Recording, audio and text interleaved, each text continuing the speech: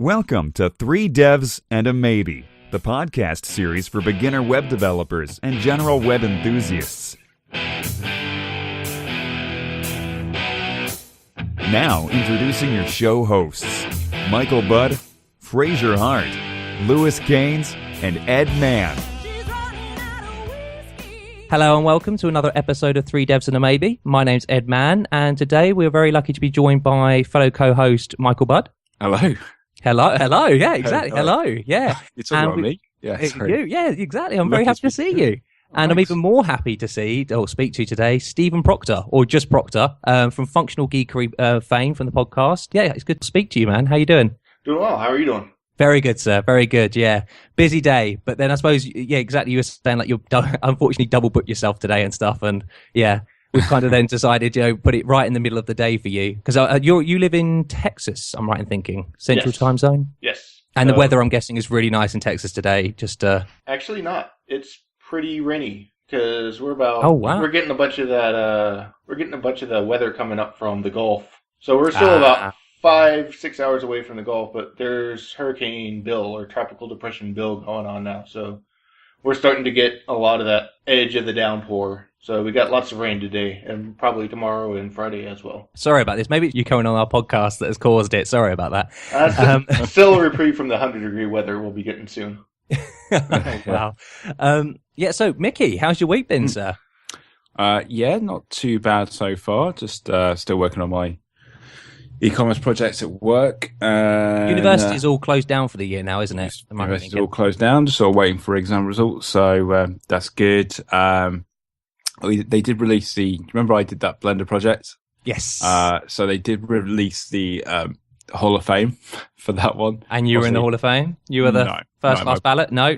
I was in the Hall of Shame. But but yeah, it's pretty amazing. So I'm going to try and send you some pictures. Maybe we can put that in the show notes for anyone who was listening, quite a few episodes back, I guess, when I was talking about that. But yeah, some of them are just incredible. But other than that, uni's all shut down, and yeah, I'm just kind of focusing on that one project. Being a dad, I'm guessing, as well, is probably a dad, a lot of the time. Yeah, absolutely. And just doing not freelancing, but doing a little side project, which I'm hoping to have you on board with. Absolutely, yes. But other than that, just loving life. Well, hoping to use one of the technologies that we discuss in this podcast on that said project. So yeah, there's absolutely. kind of. Or maybe we can get some advice from Proctor on the project. That's exactly it. Yeah. So, and Proctor, how's your day going so far, other than being jam packed? It's been pretty good. Yeah, just jam packed so far, but other than that, it's been pretty smooth. Awesome. Well, again, thank you so much for coming and taking the time to come on the podcast.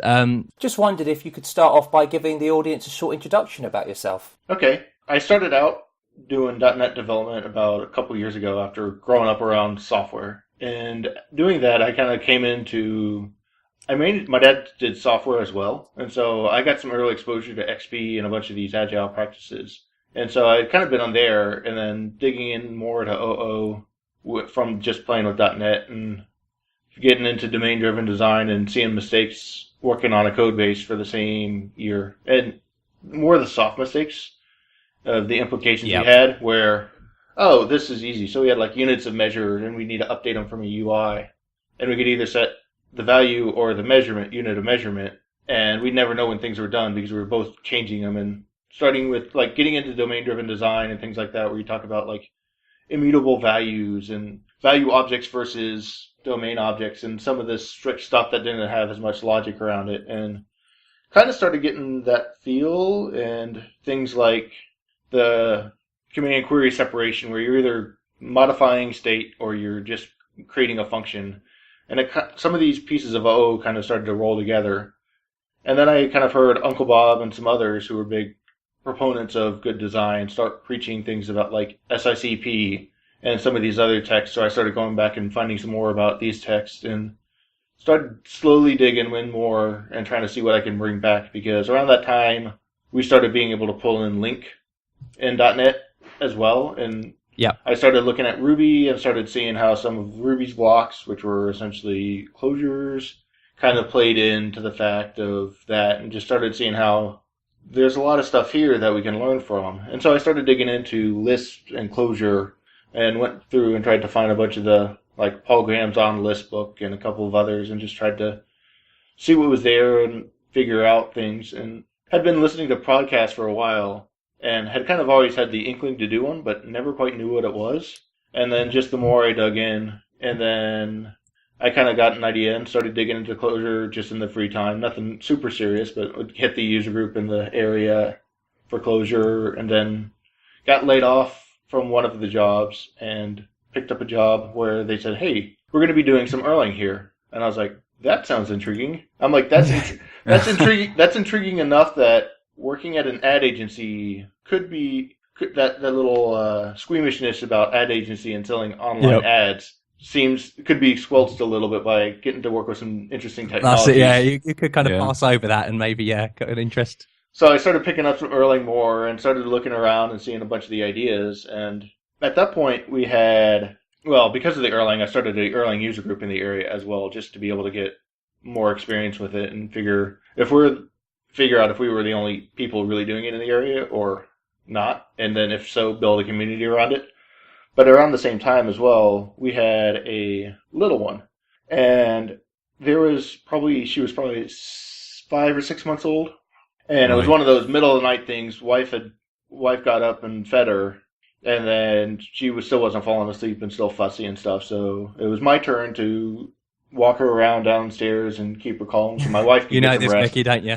Oh yeah, I can relate. Yeah, you can relate to this now. Yeah. And it was one of those.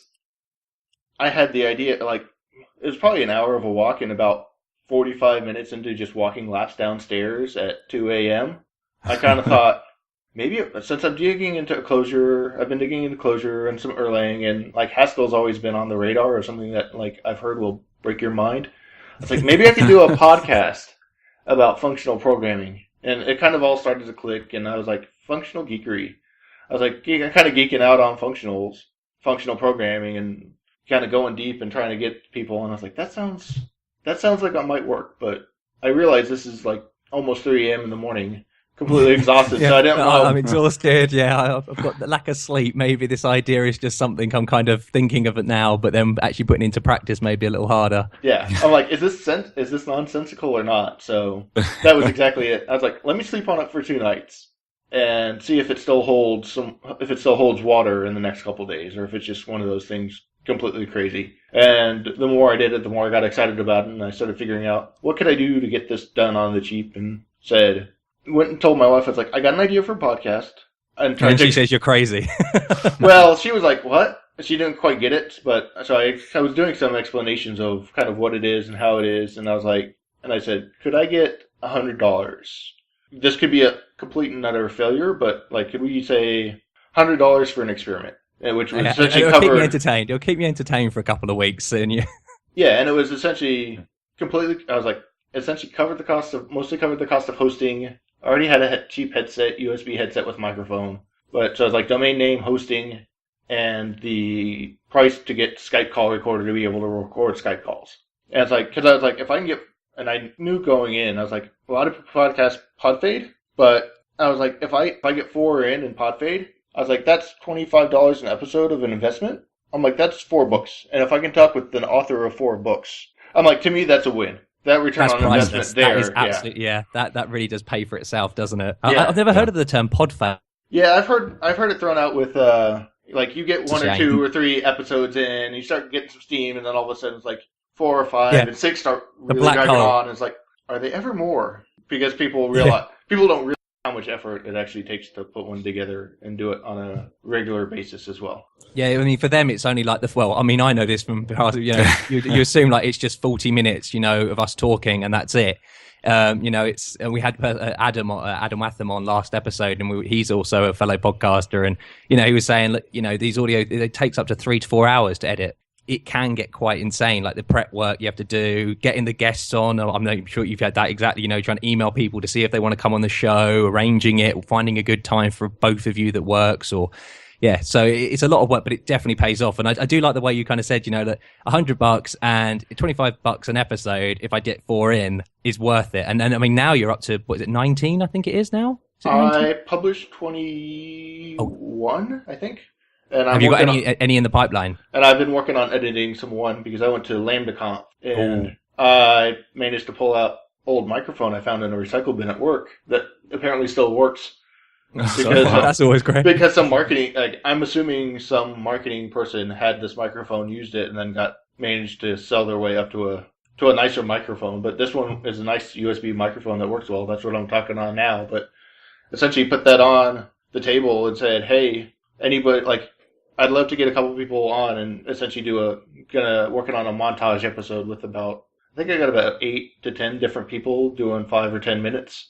Oh, wow. So that does sound a lot of work. So it'll be just kind of what did you do at LambdaConf? What was your presentation about? What did you find interesting? So that sounds fun. That's what I'm working on now. And then I've got a whole backlog of people that are dream guests if I could actually that figure out how to. Isn't it? Yeah. I mean, your first guest, though, was Uncle Bob. Yeah. So, I mean, that's pretty amazing. I mean, that's just amazing. You know, I mean, did you just email him and ask, or did you kind of know him beforehand, or? I got to meet him up in Chicago at one of these Software Craftsmanship North America conferences, 2 years or I think it was 2011 and 2012 or 2011 and 2013.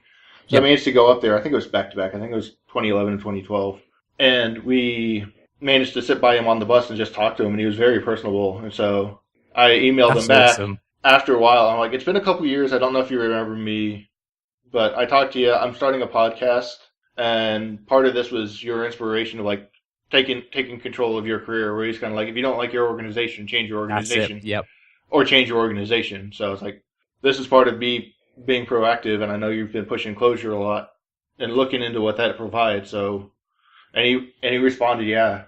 And so that one was I've been pleasantly surprised with the number of people. I think I've had 2 people who say, sorry, that's a no for me, and it's more, I'm super busy right now. That's exactly it. Yeah, I can't fit it into my schedule. Yeah, and it wasn't necessarily a no, and it was, I got yeses, and a lot of people said yes, I'll do it, and I was really pleasantly surprised because I was getting yeses from Fogus and a number of other people without even having an episode published, and I was like, wow. The fact that I can get some of these people and they're saying yes has just been amazing. But the one that really surprised me was the ease of which I got Simon Peyton Jones on. That episode was amazing. So I'd love to be able to dig into more Haskell and get a better idea and then go back and get him at some point. But that's another couple of years down the line at least. But just the amount of willingness people are to say, yes, I'll come on and talk to you. Because as I heard Adam's episode of your podcast as well, and it was like if I were to just call you up and say, hey, you want to Skype chat with me? You're like, that's exactly it. Yeah. You're crazy. Why would I spend my time doing this? Yeah, well, but I'm like, that's exactly it. Just one-on-one, it's a bit awkward. It's a bit weird. But I'm going to record this and put it out as an episode of podcast. Count me in. I'd love to. That's exactly, yeah, exactly. It's just I have a podcast. And they're like, okay, then, yeah. And it's just great. And you really do, as you say, you get, you're talking to, like today, us getting to talk to you. You get to talk to these great people. And yeah, just behind the kind of charade of a podcast, we actually get great conversations for free. It's awesome. And that was the other reason that kind of made the podcast interesting to me when I was thinking about it, was just being able to have these conversations, because I don't really go to too many conferences, and I've always enjoyed, when I do manage to swing them, I've always enjoyed some of the hallway tracks of in between the talks or the after hours, where you can just kind of go up and talk to someone and get some interesting stuff. And there's so many interesting people out there doing so many different interesting things. It's can we have one of those conversations and just share it with the world? That is it, exactly. And you just put it out there, and anyone that likes it, that it's great. It really is. And throughout that, what you're saying was, I suppose, to rewind completely. You said that your dad actually got you into programming, as he was a programmer back when you were younger. Yeah. What type of languages did you start out learning then? What did your dad put you in front of a computer with, C or something, or Basic, QBasic, or? So he worked at TI, and then I double checked with them last night. I'm like, what were we? Because we built computers too. So we'd build 8080s. We were building computers back in the 8086 and 286 days and everything. Because we had a sidewalk. There was in Dallas, there was a first Saturday and a third Saturday. One was downtown, and one was in another area in the basement sale of this big old building. And so there'd be all these vendors just selling here's a video card, or here's some memory, and here's some CPU, here's the motherboard, and you just go buy what you needed. And so we'd kind of continually upgrade products, but he kind of brought home, I remember working on, and I had to check, he's like, I think it was an Apple Atom. And so it was way back again. he had it. He was working at Texas Instruments, and he was messing around with stuff in his day job, and he brought it home, and I was lucky to be around it. And then there were some books about, like, I still got it in the bookshelf. It's like basic programs for like financial calculations of interest and everything as well, and all that kind of stuff. And it's like, okay, what's your mortgage look like, or what's your mortgage payments look like, and all those calculations. Just the simple basic programs you type in and follow along. And so there was a lot of that. There was a lot of command line stuff because you were running just basic DOS machines at that point, booting off the floppy and all that stuff. So when you needed to do something, you'd get into whatever you need to do. And then it kind of got into, with his work at TI, he actually worked with a Microsoft sales rep, kind of along the lines. And we managed to get a whole bunch of versions of beta software, of like Windows beta and Visual Basic beta and stuff when it was coming out. So we were able to look. So I was playing with some VB back when it was in beta, because he managed to get the beta stuff. That must have been so cool. And it was one of those overwhelmings, because it's like, I went from this, which is like complete stuff you put in input, and it's like, okay, well, how do you keep? And it was just at a young age. It was like, and so my dad and the Microsoft sales rep, like, he came over for dinner a couple times, and it was just like, he'd come in when he was in town, and I was like, oh, let's load up VB and we'll show you how to hook up a calculator, and like, we'll drag and drop the buttons on and hook up events so you store the state when you do that. So kind of grew up around that, and then picked up and got into Java and did Pascal in school and some basic in school, and just in high school. Had a little bit of Logo in middle school, so kind of just luckily in the area we grew up, in the middle schools and high schools, we had programming courses too, but those were pretty much, I was blowing through the classes just because I had that previous experience. And with that, there was a computer math class, which was more basic stuff. Essentially, the teacher kicked me out of a room, and she's like, you know what you're doing? She had another room, and so she just let me go and sit in the other room and do whatever. Oh, great. There you go. And part of that was we managed to design, because she actually was in charge of the high school's website as well. And so she's like, you don't need to know this stuff. You like, essentially she gave me, help us out. You can do something for us instead. She gave me a pass and said, do you want to be part of doing the website and building the HTML website for our school page, because we've never had one. So we were putting together just a basic HTML website for our school and doing a little bit of styles and ever so slightly CSS at that point, because it was just then coming out and very cutting edge, and we were working on all of that stuff as well. So that was fun and interesting as well. And because at the same time, I'm like, okay, here's my Java book, like the Deedle and Deedle Java book, and then whatever else I managed to get my hands on. I was like, okay, she's like, you're looking at all that stuff you don't need. You don't need the basic stuff. You've kind of got a grip of what you're doing. And so it was that, and like the Pascal stuff was blowing through the exercises pretty quickly.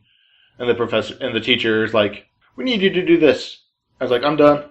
He's like, just keep going. And there were 2 or 3 of us in that situation. He's like, just keep going on the exercises. Because we were just finish the book today. Okay, then go on. It's meant to take all year, but go on. I can go help people if you want, and eventually I would, just because we'd be getting so far ahead of what he was accounting for the rest of the students. But that was just, again, growing up around it. I had been. Well, that's it. Growing up and loving it, I'm guessing, from a young age, and really just kind of absorbing it so much. Yeah, and that was just more that those hours of practice and play had been there. So it wasn't that I was any better than all of my friends and everybody else in the class. I had been exposed to everything else already. I'm always really jealous whenever we have someone come on the show who was kind of immersed in programming from a very young age, because I think it does kind of give you quite a good advantage, because I think, at that age, your ability to learn, strangely, is a lot better than when you're an adult. Everything just sinks and you don't question stuff. You just literally absorb it like a sponge. And I mean, again, like anyone who comes on and says, "Oh yeah, they learn basics," so I wish I had. To be honest, you wait till Toby. Toby's really scary. Absolutely, but I'm jealous, really, to be honest with you. There's a downside to that too, though, is that you're so immersed in it because you've been doing it so long. It doesn't feel like hard work at one point, so it's like I can kind of cruise by just because you've got to be careful about like cruising by because you've got this skill. Which is a natural skill but you've just developed so much ahead of everybody. So it's one of those realizing that as well. Be careful to push yourself, I guess. And and keep learning and not settle on what you know. Yeah, and that's one of the things that I've had talks with people who are like, so I consider myself a fairly good programmer, but I also probably won't rank myself above a 5 on a scale of 1 to 10 on any specific thing, because I've also tried pushing myself to say, on .NET, where are you on a scale of 1 to 10? Honestly, I'm probably about a 4 or 5, because if a 10 is Anders Helsberg, the creator, or Eric Lippert, they've got they're so far ahead of me on that stuff that it's like an exponential scale. I'm like, yes, I'm pretty good, but I've also seen the best. Not that. That's exactly It's like, and I suppose so throughout like the 90s stuff, did you do a lot of Java and then get into .NET in the 2000s, or have you always been in the .NET framework really, or the .NET family of languages? I did Java just in the 90s because it was what was out there. It was going to change the world. It was the language that was going to kill all languages, and that worked really well for it. And the funny thing is, I was thinking about that recently as well. It was going to be the thing that ran all your devices as well. It was touted as the solution to the Internet of Things.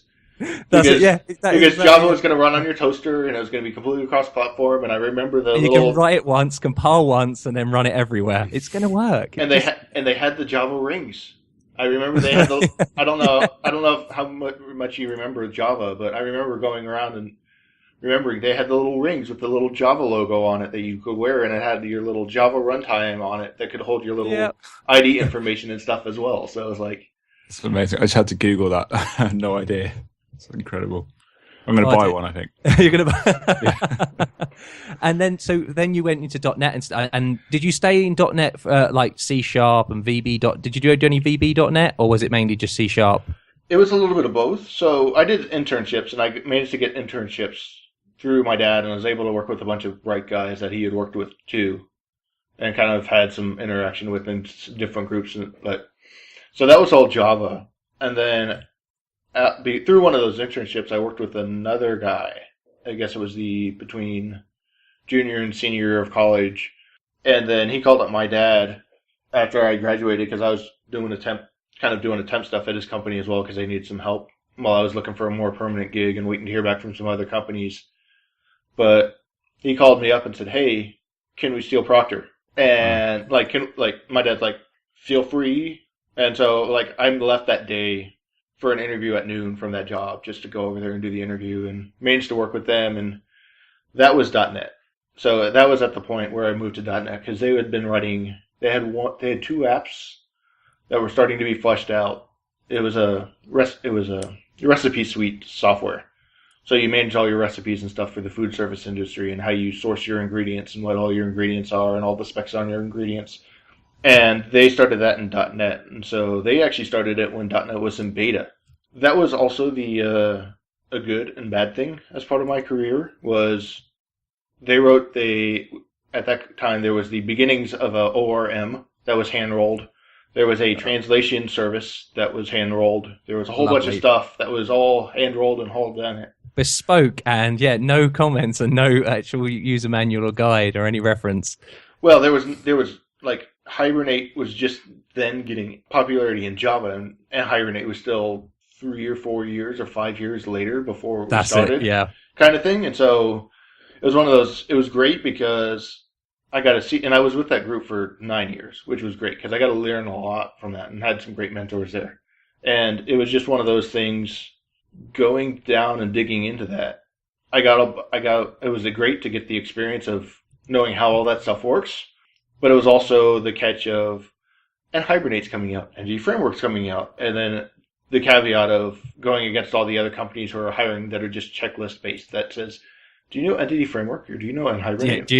That's it. Yeah. Do you use this framework? Do you know this framework? No, but I know the actual concept of an ORM. Yeah. Oh no, sorry, you don't know Hibernate version 1.235 or something. I was like, no, but I can. I've had to working on an ORM. I've had to build an ORM pretty much and help maintain that. Yeah. Does that count? And it was one of those hard sells, which is why I realized even more I need to start looking at outside stuff because the .NET ecosystem has great languages and great tooling, but it was a very odd community because you had the alt.NET, which were a great group of people as well, but there was a lot of, what does Mother Microsoft say? Yeah, that's what I was, because in the podcast, I'm sure you heard in the Adam Wathan podcast yesterday, not yesterday, but released last week. It was kind of the .NET world. Yeah, how is it then? And is it very much kind of what does Microsoft say, and whatever Microsoft say goes? It was for the longest time. Now, because I keep my ear to the periphery because I'm doing a lot of Ruby now and working on some other stuff, a lot playing. But it was they started to open source a lot of stuff and realized that they needed more community involvement. But for the longest time, it was like, do you run this unit testing framework or this unit testing framework? And then Microsoft came out with MS Test, and people were like, oh, we got to use MS Test. Yeah, exactly. It's essentially the official one because it's from Microsoft. Yeah. It's like, do you use these fake ones, or do you use the one that we're actually meant to? Yeah. It's like, even though it's only half as featured as any of the other ones, it becomes the de facto It's got the standard. seal it's got the badge of Microsoft, so it must be better. But yeah, so there was a lot of the alt.NET kind of stuff I was following a lot because they were looking out and about and seeing what other languages could bring and what other techniques could bring. And just from looking at how people were going, I knew that you essentially had to look out and build that foundation because the foundation skills are better than, like, knowing how an ORM works and kind of having to go manipulate one will give you a whole lot more than trying to just knowing any specific ORM. That's exactly, yeah. And these this kind of concepts and the actual concepts behind these implementations. It's better to understand those than understand just this implementation. You say, because a lot of this kind of, you're in control of your own career and stuff like that. It's the software craftsmanship manifesto kind of thing. And I'm guessing, have you read all the books and follow that quite a lot? Would you class yourself as a software craftsman? I'm mixed on it. I aspire to be a software craftsman. There's a lot of practices that I don't necessarily get to practice. I don't do TDD as much as I would like. Part of that is dealing with legacy apps that haven't been TDD'd makes it tricky. It's trying to get them under test, yeah. And then very tricky. And then being that with one of the few people who actually say, "Hey, could we go TDD all the way?" Whereas other people are like, "Oh yeah, let's add the unit test, but we'll write them after," or things like that. It kind of, there's that balance of if you're not in the right team, it makes it a lot harder. But it's one of those things to aspire. I would love to be in a team that pair programs all day and TDDs everything. But currently, right now, we've got product right across the aisle from us. So anytime we have a question, we just say, "How is this supposed to work?" Or "Does this look good?" Or "We found something here. What do you think?" And you got the domain experts and or the product owners at least that are driving that. Yeah. Because you mentioned a lot about DDD and stuff. So did you do well? Because I mean, in the because we're predominantly in the PHP world in our little kind of bubble here, and DDDs started to make a big impact on our world now. And I mean that's 10 years old. I mean 2003 wasn't it where the Eric Evans book actually first came out? Were you studying and practicing DDD when it first came out, or are you just getting into that now? I was probably a couple years after it came out, but and I wasn't super practicing because at a certain point it takes the whole team to practice that. Otherwise you're you can't preach it. You have to you can't practice it in isolation really. If you're working with a bunch of other teammates, you kind of got to get everybody on board as to think to certain design principles. Like, no, this is a bounded context. We are not you are not reaching outside of this. That's it. Yeah, you cannot violate this bounded context. Yeah, but it's like if you don't design it right, someone else goes, "Okay, let's add this here." Well, that's exactly. They do a commit which will completely just violate everything. You're like, yeah, okay, well, that's completely destroyed that gun. Yeah, that boundary is now gone. Yeah. As you say, you need to, and so because all these languages we've been talking about, Javas, the C Sharps, they're all very imperative. And I'm just wondering, because you were saying that you would, you had to reach out of the .NET world, and I suppose is that how you got your start into functional programming, or was there any kind of dabbling with Lisps and stuff like that beforehand? No, it was all during that .NET stuff when I was realizing a bunch of these other things that were going on around that the outside world that I was starting to see, and just going back and saying, okay, it's time to dig back in here. Because I kind of see the way the tide is moving. I've been here for 9 years and went through 2 acquisitions with the company, and that last one was with Oracle. Oh wow. And Java. well, and it wasn't that. It wasn't so much that. It was just we were a small company inside of Oracle, and we had a lot of bright people. But it's like you're never going to get promoted because you've got an architect, 2 principals, and 4 seniors and 3 juniors. And Wow. Yep. that's not fair to the rest of the teams because they have 100 people and have that number of architects, principals, and seniors kind of thing. So it's like you could never really move up from senior to principal because of intergroup politics, and everything's got to be fair and balanced because you can't really have one rock star group. That's it. Yeah, and very vertical kind of like height structure, many levels, many layers. And it was just one of those. We weren't growing, we weren't hiring, so it wasn't really that much.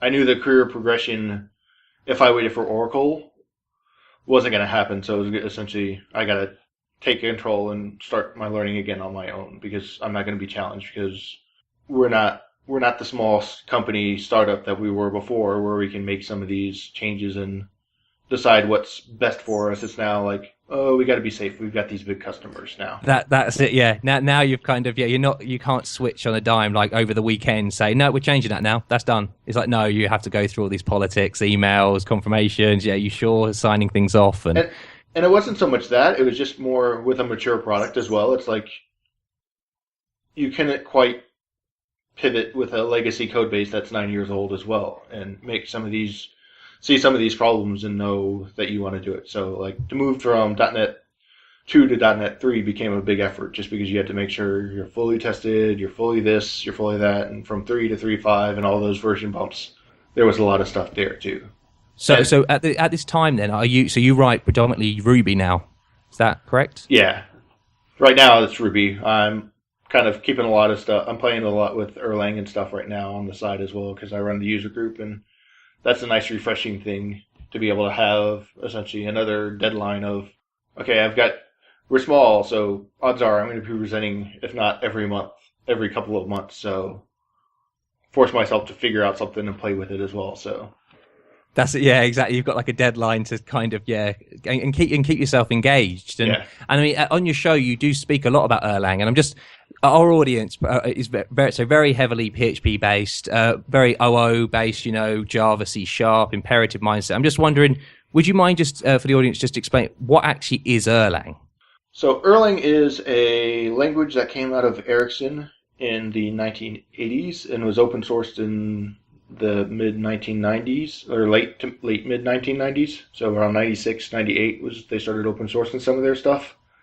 And it was designed to help them solve their software crisis, which was software programmers are expensive and we've got a lot of software to build, so we need to figure out a way to build our software cheaper. But it was for telecom switches. So you can't have your telecom switches go down in the middle of a phone call or be unavailable for maintenance or all run on one telecom switch. You need to be able to have your calls split out multiple switches and handle failover so it gets routed from one switch to another if it goes down. Or if our call between us, if we were on the phone, if our call drops, we're not allowed to take down the rest of that switch, right? Yeah, exactly. Yeah, the whole thing goes, and then everyone else. Yeah, once that crashes, the whole thing crashes. Yeah, which you get with HTTP servers sometimes if you haven't pick the right framework or if you use something that's kind of core and fundamental to the rest of your application is, sorry, you just killed your whole application. You got to restart your server. So it was designed with fault tolerance and distributed factors and concurrent, a bunch of things going on at the same time because it was all telecom. So it was built for highly fault tolerant distributed concurrent systems, which is very buzzword bingo nowadays, but it's network switches for telecom, which looks a lot like what we're doing with the web now. And so that was just one of the other things that kind of get it was, and it's very interesting because it's very OO as well, while still being functional. Because these processes these processes are very small processes and they're isolated. And they only communicate via it's the actor pattern for those who are familiar with it. If not, essentially you only communicate by sending messages between two things. So you have a mailbox and you just send messages to a mailbox, and it's like being in a dark room and you can only go to your mailbox and you're under house arrest and all you can do is get mail from mailbox and send mail back and do what you can do. And so everything's completely isolated, and you send by message passing, which goes back to the roots of OO, from my understanding. The way Alan Kay described it. Yeah. Where he equated it to all these autonomous cells doing their thing on their own and just sending these chemical sequences back and forth between each other that act as messages to trigger some effect.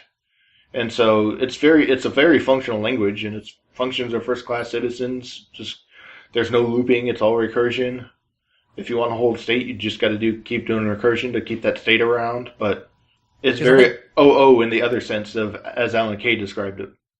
Yeah, because I mean that's one thing. Because I've been looking into Erlang this month, starting to, and I've had experience with quite a bit of Scala in the past in my own free time. And one of the things that with functional languages is the idea of like state, obviously, is a big one, and mutability and iteration and stuff like that. Like the idea you remove the for and while loops, and you replace that with recursive structures and with maybe like comprehensions, list comprehensions, like maps, reducing and stuff like that, and pattern matching.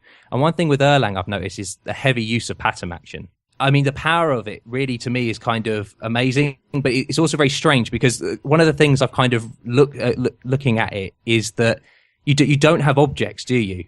The concept of objects isn't the thing, but it's just passing between different functions or different processes, sorry. Yeah, you don't really have objects like you think in Java or C# or a bunch of these other object-oriented languages. Your processes are your objects in your Alan Kay sense, but they're not really even objects in anything. It's just a function that runs and communicates on its own, and it just lives in its own little world. So you're just essentially, and when you get into OTP, which is the framework that builds on a lot of these practices that they found from building distributed systems, because you need to know if this process dies or not. It's like a whole bunch, even with inside, is like you need to know if everything's just a small little isolated process that runs on its own. You need to know whether it's still running or not. And if it dies, so it's like this whole mini distributed system and mini network of things as well. And as part of that, there's a bunch of patterns around, like, if I'm going to send this message, is this thing still around? Did this die? What happens if this dies? How do you supervise this thing if it dies? And what happens if there's other things that are dependent on it? How do I restart things? And it's very much failures are expected to happen, so let's build patterns around failures and asynchronous communication. And how do we make asynchronous communication look like synchronous communication? And so it becomes, the patterns there are about doing that, but there are no real concepts of objects in this system. It's just you think in terms of processes, and the processes are what are the different concurrent activities you can do, and you break it down at level of what are the different things that are concurrent and don't have to take place at the same time. See, and that kind of concept and kind of makes me then feel, because it's funny, actually, sadly, looking at like the Wikipedia article on a page of Erlang, it comes up with the first thing is general purpose programming language. And I'm just wondering, would you class it as a general purpose programming language, or would you class it as it solves one problem and solves it well? Because I noticed that there are things like you can host you can create web applications. There's like Chicago Boss, the web framework. I'm just wondering, have you had any experience in that, or would you say it really is just it's a language that solves a single well, not a single problem, but a very complex problem very well? I'd say it's pretty general purpose in the fact that there are a lot of places where you can realize it can be used for most anything. There are, like any other general purpose language, it does have its weaknesses. It is not great for UI constructs. It is not something you want to build a UI app out of. Absolutely, yeah. There's some basic stuff there, but it's not pretty looking. You're not going to want to do it. You're not going to run it for your iOS, Android stuff. You're not building mobile devices with mobile apps with it. But for things like servers and web servers, a bunch of that stuff is you got a bunch of requests coming in. Those are all independent. Like my request to a website has nothing to do with your request, and never the two shall meet kind of thing. And that was one of the other things that kind of attracted me to functional programming, was dealing in web stuff. It's like, how much shared state is there? And what happens when that shared state gets messed up? It's like, you start getting into nightmare situations where who changed what, where did this change, versus a lot of these functional programming languages are, they may have state, but that state is local only to an area. And it's either local to a function or local to a very small set of grouping of things. And what you get in is what you get out, and if you're going to have that, it's not going to be shared across some other thread with something else that's modifying it as well, so you're not having these leaks. So the idea of threads, because threads as we know them, say in the Java and like the C# world, is, you fire up a thread and, you deal with all the synchronous blocking, locking, etc. like that. And in Erlang, you don't deal with that. You spawn processes and it handles all that for you, and you're just passing between them using the actor model. Yes, and so the processes aren't even threads or Unix processes. When you hear processes, they're very cheap, they're very lightweight, I think I pulled some up, just some basic ones, and they're like maybe a couple hundred bytes. So 200 to 500 bytes. That is crazy. And again, that's with very minimal state, but they're just so essentially they're green threads essentially, and then Erlang VM has essentially a task scheduler that knows how to allocate processes and work across those different processes and schedule them across however many cores and things you have and move them around. So it's taking care of a lot of that stuff for you. And they're very lightweight, but again, they're isolated. So if it's great for web requests and things like that, because you can fire up these processes. Each web request gets its own process. If something goes on in that process and it corrupts the state, you can just kill that response and restart it again. That is so cool. And it doesn't kill it doesn't kill anything else. So whatever I do on that thing doesn't matter. And it can go off, and each process can still use other processes, so it can use processes to communicate to the database through a couple of different queries and kind of kick them all off in parallel because they don't have to return in any state, and kind of say, okay, now I'm going to get some data back, and I kind of wait for that state to come back asynchronously, and then I can continue on and continue processing. And so a lot of that kind of gets in there of its general purpose in the sense of once you start thinking in concurrency, and that's the big place. That's what I was thinking. That gets me change still. in mindset. Yeah, the change in mindset. Because I'm thinking you must have to think so differently now in using this language to really take advantage of it. And it is. That's the language itself is pretty straightforward and simple. The tooling is getting some progress. It looks like it's going to be getting better with Rebar 3 and some stuff. Elixir's blowing it out of the water with their tooling for the Erlang VM. But there's a presentation, I think it was Torben Hoffman who gave it, but it's part of the Erlang Solutions, and I can send a link to you to throw it in the show notes. Yeah, that'd be awesome. And he was essentially, how do you track, it was like the game of life in Erlang, and it was, how do you think about what are these different processes? And I was like, oh, yeah, here's an individual cell, if you're familiar with the game of life, makes sense that it's its own process. But then it's like, well, what if that process dies? How do you play catch up and you have some coordination processes and things like that? And it's like, it's teasing out all those fine details instead of just thinking, okay, well, you can kind of get the high level of like, okay, requests are concurrent activities. So each request on a web server gets its own thing. Yep. But then it gets down into the deeperness of the deeper level of what part holds what state's isolated to what, how do I handle different things? And that's where the real trick kind of comes around. That's the learning curve right there. And with Erlang, because when you typically speak about Erlang, you always say Erlang and OTP. I'm just wondering, what actually is OTP then? OTP is a framework that's just part of Erlang. Is it like their standard library type thing? It's a little more than their standard library. It's a framework that allows you to build on top of message receiving and sending. Because you can send a message just through what Martin J. Logan, one of the authors of Erlang and OTP in Action, he called it naked banging on my podcast. Essentially, you say process ID, bang, and a message. And that will send it. And so, but if you send it, it's like me sending a letter to you. How do I know you got it? Is there anything?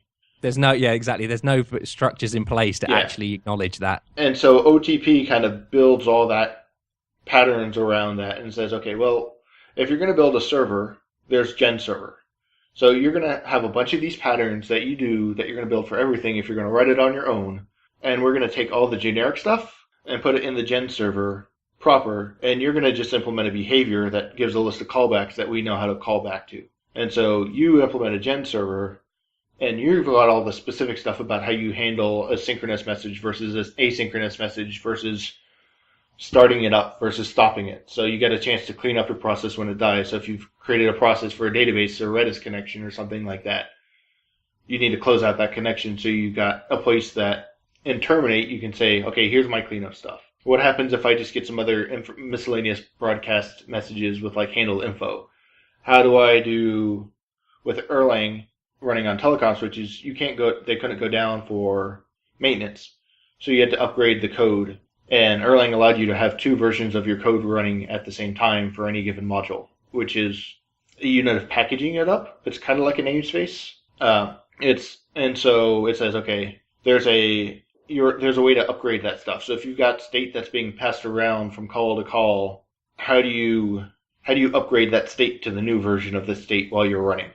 And so it switches over, and there's a whole bunch of patterns there that OTP gives you out of the box. Yeah, out of the box that you don't even have to think about. That is pretty awesome. And another thing, because with functional programming languages, of course, not typically what happens is the talk of things like functors, monads, monoids, etc. One thing that I've looked at when my lack of looking at, but a proper, having a deep delve look into Erlang, is that there doesn't seem to be much talk about that.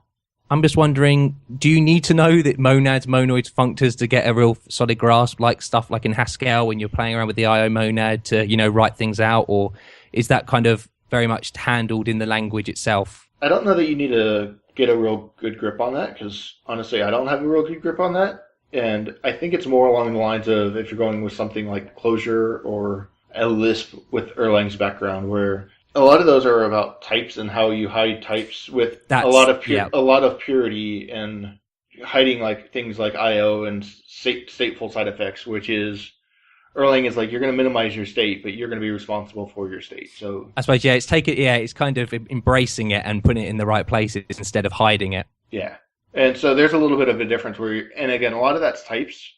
So Erlang's more of a dynamic. It's a strongly typed but dynamically typed language. And it's only got a handful of data types, which you just make everything else out of. And you can't create your own abstract types, can you? Because obviously you don't have the concept of classes and stuff like that. Yeah, and you're building your stuff out. And what you're doing is you're either using something like tag tuples, where you put an atom, which is like a symbol or a key in other languages. And you say, okay, now I'm going to tag this, and then this represents... The next part is the data that represents this.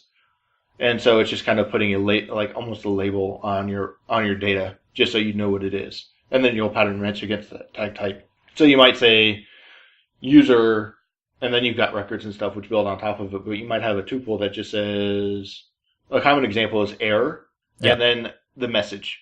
So you know that you got an error, and here's your message. And you may have the message for it. And you may have some other details there with like error type and stuff, but you're kind of saying that when I respond to you, I'm going to respond that I got back an error.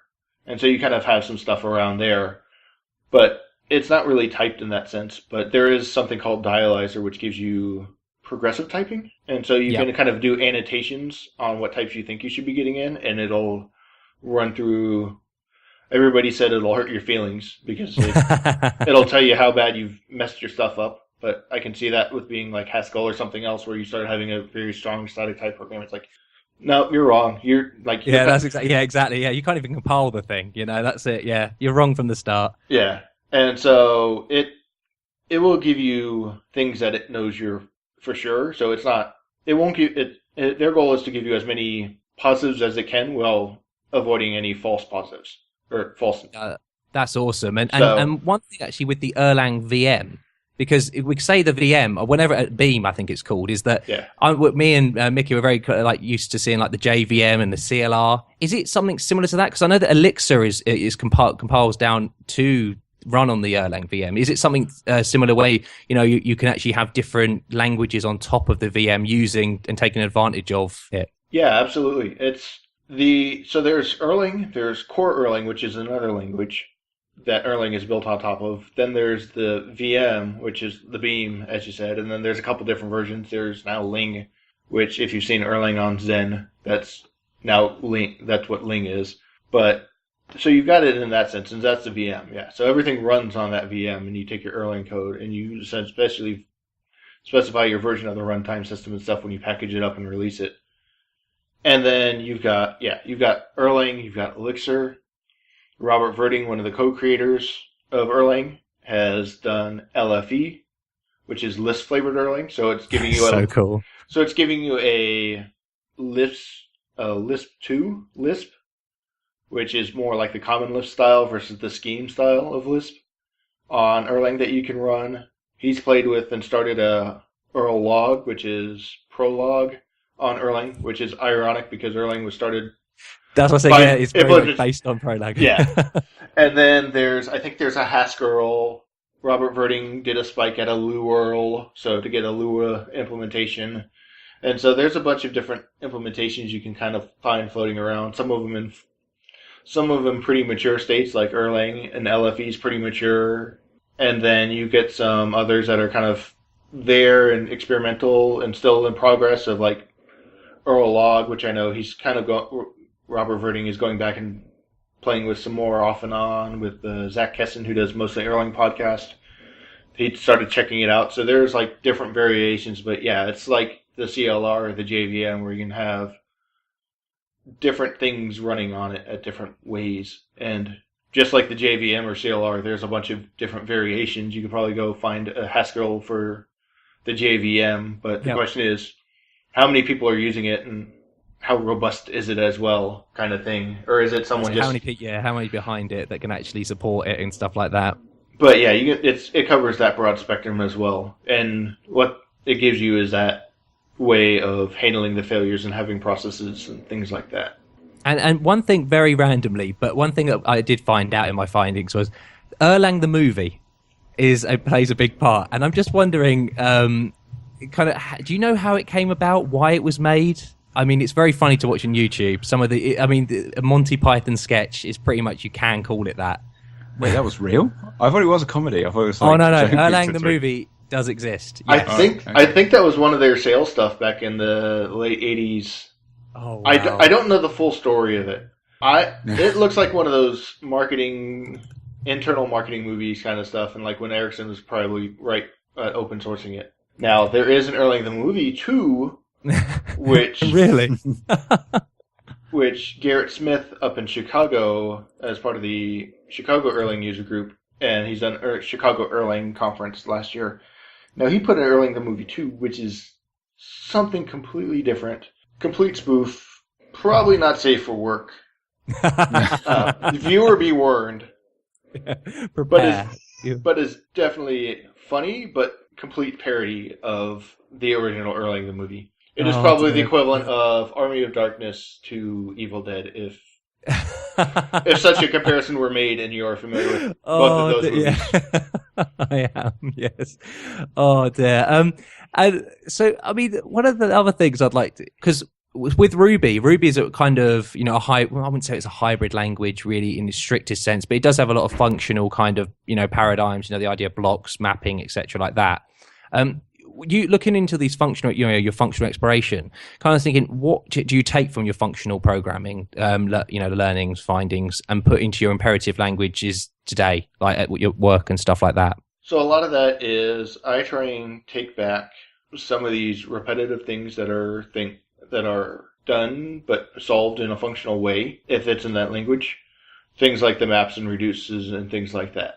I put a blog post a while ago from learning Clojure. I was like, why I want to never write a for loop again. Yeah, exactly, yeah. I was like, there's no reason. Code again and again. There's no reason to do that. That's boilerplate. Let someone optimize the heck out of that and figure out how to make it efficient. And I can just declare what I want done in a manner that's more expressive, pending you're familiar with the term of what map means or reduce means. The other thing I try and bring back as much is state isolation. Pulling back, if I can, and it's really hard in Ruby, is immutability, or just whatever language I'm in. If I'm in something like C# for a little bit, I can say, okay, this is the immutable interface. You don't get to do it. You're gonna get something back, and if you're gonna change it, you're gonna get a new value back. Yep. And then it may delegate to the other one because it's all immutable, and there's some performance stuff around it that you could maybe do. The other one is just keep that state isolated and try and pull out things to more pure functions. So if I'm writing a method in Ruby, there's a lot of times I'm like, can I get away? And part of this just depends on how much I think I can get away with it with other members of the team and how much I think about it at the time and how deeply ingrained it is. But can I pull these things out into private methods or class level methods that are really not methods anymore but functions? So they take in exactly what they need and operate on, and they become either private or public, but they're essentially helpers that just go in, and then you can just test them as functions and That's know it, that those deterministic functions all the time. Yeah. So it's like, if I know I'm going to get this in, I can get this out, and it's easy to test, it's easy to verify what's going on. And if something else goes out around it, that's all about the outside state being different than what I thought it was going to be when I came in. And maybe there's some test cases around getting that test case. So it's more about trying to get all of that kind of under containment and take down the determinism to what it is, because it's not affected by the outside world. Yeah, that's really interesting. And kind of like flipping it the other way almost is, what do you take from the OO world? And because, I mean, we've had years of OO, imperative, side effects, all this kind of, what can you take from that and apply in the functional world? Because I remember you talking with Uncle Bob about like the solid principles, and I found that really interesting that you felt that you could take most of the principles and apply them in in the functional paradigm. And I think a lot of those principles are not necessarily OO principles, but they've just been associated with OO because we've been doing it for so long. Yeah, and it's like you have, as I mentioned earlier, you have Bertrand Meyer's command query separation, where you either do a query, which just gets you back data, or you do a command, which operates on state. And never the two shall meet. So if you pop a stack, you don't actually modify. Like when you peek, you only look at the head of the stack. You keep getting the head. It doesn't matter how many times you get it. You still get that top item of the stack, which is like a peek in some languages if they have it. But you don't actually modify it. It's a pop, and then also returning that first element, which is just like, yeah, exactly. And you can say, okay, now pop the element, and I can either return a tuple, kind of tagged object or whatever you want to call it in different languages. That's a pair, or maybe in Ruby an array. That's the first item is the popped element, and the second item is the new queue.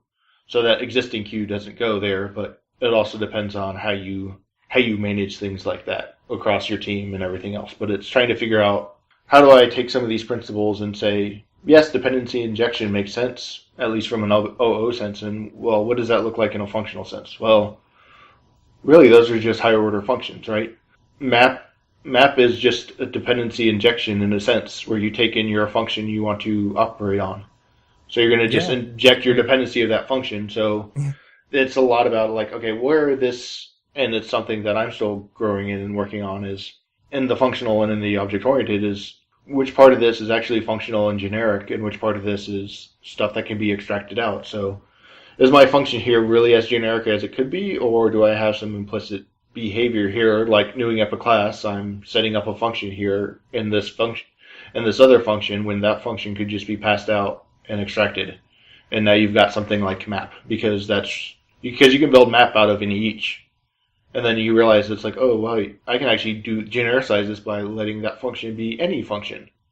As long as it takes this kind of stuff. And like a fold right or a fold left, you can make any of these, like reduces, maps, etc. Yeah, and it's just trying to figure out, it's a lot of those principles is like, get back down to what is this doing? Is this doing does this function have a single responsibility? Is this function, because the singular responsibility, the more singular the responsibility that function has, the more deterministic it is about coming in and out. And then you can start to compose those together. And again, beginning of Gang of 4 was prefer composition over inheritance, right? And then that was it. And it's like, well, functions, if you do it right, your functions can compose, and you can compose one function into another and do pipelines like you have in F# or Elixir or Clojure, where you can essentially take this input and either pipe it through in like a pipeline, or take this function, and this function is really composed of these two functions that operate one after another together, and build that kind of thing up as well. And so some of those patterns from object-oriented still seem to apply at the function level, but you just squint and you kind of say, again, it's the fundamental principles versus the specific implementations of those patterns. Yeah, absolutely. And with like Erlang, and you just said you run the user group. I'm just wondering how you started that. I mean, that must be a lot of work. Adding on the fact you've obviously, I don't know how old your baby is now, but you're saying like, you're thinking about the podcast. So it's 2013, I think you started the podcast. So she can't be too old. And then also you've got your day job. I don't know how you find the time. Usually the podcast slips if it comes down to it, just because that's the one with the least hard deadline, sadly. Yeah. Hoping to remedy that. Starting the work to try and figure out some sponsorships, because it'd be nice to be able to have someone help editing. Because when I heard Adam say he'd get it in 3 or 4 hours, I'm like, I'd love to have 3 or 4 hours. And it may just be my level of editing is so obsessive. It takes me about 8 to 10 hours. Oh, wow. To do a podcast, because I try and remove all the stutters and ums and uhs and anything else in there and try and make it sound because I know if I'm listening and I've got someone that says like that all the time, it's hard to get to the content. So I try and clean up my stuttering and any stuttering that the guest, or false starts that the guest may do as well. So because it's a labor of love right now, that's one, and it's not the hard deadline. It's the one that's most likely to slip. But it also is, the user group can be we're small people, so it's pretty informal. So what would you like to see next time? Is there anything you've been playing with? And it's usually live coding, asking questions, feedback kind of stuff, all impromptu. I don't know that. Let's try that out, and everybody else try. Or we pull up a presentation from some other thing and do it. So it's usually pretty low-key at this point, because we're still a handful of members. But then there's the work on trying to grow that as well. So we've just moved locations to something I'm hoping is going to be more popular for people in the Dallas-Fort Worth area. It's going to be more on the Dallas side than the Fort Worth side. Ah, right. So more people are going to show up. That's the hope. We had the first one, so I'm hoping they can do it. And like this one, it was just like, then it's just like, okay, what can I do that can demo it? So this one coming up at the beginning of July is going to be Erlang on a Raspberry Pi. I've seen some stuff about it. I noticed that, and I thought that is so cool. And I figured, hey, it's Elixir as well, so we'll show Elixir for anybody who's interested in Elixir, because I know there was a little Elixir group out there, but it kind of died off, never gained enough traction, so I'm hoping to bring in some of those people. But then I realized there's also LFE, which is pretty mature, so I can demo LFE. So I reached out to Duncan McGregor and Robert Verding about if they'd seen any good demos with LFE or any LFE stuff that they've seen. And Duncan McGregor just sent me out something today, and he just put it on a GitHub repo, which looks pretty freaking awesome, that he just threw together. It's like 10,000 things demo, and so it's like spawning off 10,000. You can spawn off like 10,000 processes, and it'll use like a D3 JS process in the browser to show relationships between those processes and something. So it's one of those. It's just kind of like seeing what's out there. What can I do? Is it something where I just spawn up a whole bunch of dumb processes, nothing else, and say, as I mentioned, these are 200 or 500 byte processes? That is insane. So if I've got a Raspberry Pi, like, can we keep ramping it up, and I just do a basic spawn and say, here's 200,000, here's 500,000, here's a million, like, slowly keep ramping up that processes and like see where it falls over. That is in front of cool. everybody and say, does anybody else have something they do and want to see if it falls over, and kind of just do a live. So it's usually informal like that, and just kind of like, I've got a question, and it's usually, how does this work? There's been a couple where I've written some other programs for it, specifically as tutorials, but that was more continuing series, and so I was able to kind of continually evolve that as it went on. That is very cool, man. And the last question I would like to ask is there any resources you'd recommend for people looking trying to get into functional programming, Clojure, Erlang? Because I know that one of the books that you recommend, and I've just bought, is actually the Structured Interpretation of Computer Programs, that's been heavily influential. Yeah, that one's a deep book. I know a lot of people can take multiple passes to try and get through it, and they do have print copies, but you can also go to MIT and find site, and I can find the show note and put it in for you and send it to you for the show notes. But they have it online for free. You can. The other one there were a couple. Joy of Clojure I found really, really great for getting into that, and Chaz Emmerich's book, the O'Reilly Clojure book, which I think is Clojure Programming versus Programming Clojure, was really good. And one of the good things about that book by Chaz Emmerich and others, Christoph Grand, and my mind's going blank on the third author, but they showed the game of life, and they essentially translated it from how you think of it in more of an OO Java imperative style into something more Clojure-y, and then a completely different, more pure functional way. Like Wow, that a sounds complete really cool. functional way. So it kind of shows some guides on that. So that was a really good book for Clojure.